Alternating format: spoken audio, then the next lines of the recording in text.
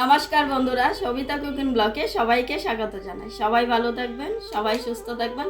আজকে চিমুরের ডাল দিয়ে পাঙ্গাস মাছ দিয়ে একটা রেসিপি করব। ফার্স্টের থেকে লাস্ট পর্যন্ত দেখবেন কিভাবে বানাবো। এখন মাছটা ভেজে নেব। মাছে দিয়ে দিব স্বাদ মতো লবণ, হলুদ গুঁড়ো দিয়ে মাছটা মেখে নিব। পাঙ্গাস মাছ ভাজতে নিলে যে অনেক পুটে বল মাছের মতো। অল্প সরষের তেল দিয়ে মেখে রেখে দেব।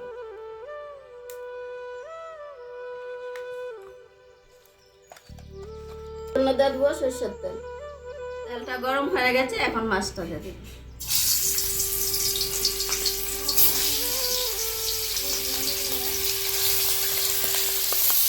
মাছটা ভাজা হয়ে গেছে, এখন উঠায় নিব। মুড়ের বিচির ডালটা এখন সিদ্ধ করার জন্য দিয়ে দিব জল।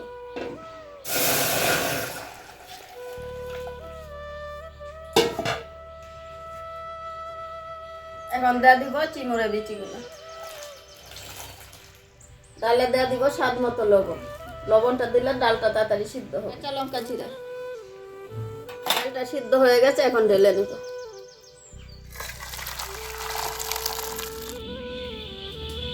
তেলটা গরম হয়েছে, দিয়ে দিব পেঁয়াজ কুচি।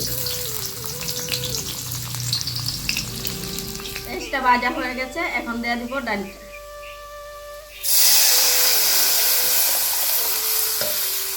জিরা বাটা, দিয়ে দিব কাঁচা লঙ্কা বাটা,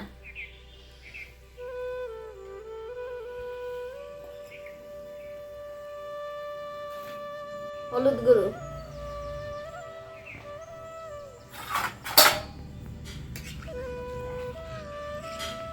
শুকনো লঙ্কার গুঁড়ো। ডালটা তো আগে সিদ্ধ করে রেখে দিয়েছিলাম, এখন মাছটাও দিয়ে দিব।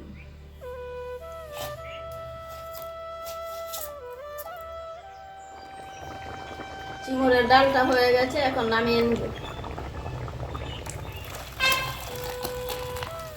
চিংড়ির ডালটা মাছ দিয়ে কেমন হয়েছে যদি ভালো লাগে কমেন্টে জানাবেন, লাইক করবেন, শেয়ার করবেন।